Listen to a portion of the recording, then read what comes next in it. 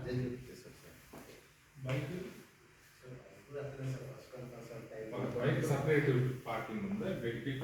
Dedicated అని లేదు sir. Car ఒక సైడ్లో పెట్టిస్తారు అండ్ బైక్స్ ఒక సైడ్లో పెట్టిస్తారు. అంటే మాకు ఇచ్చిన పార్కింగ్ లోనే బైకులు కూడా అలా ఏం లేదు. అట్లా ఏం లేదు. ఎక్స్ట్రా ఎప్పుడైనా అదే బైక్ విడిగా ఉంటుంది. ఫస్ట్ వచ్చిన వాళ్ళు ఫస్ట్ పెట్టేసుకోవాలి సార్.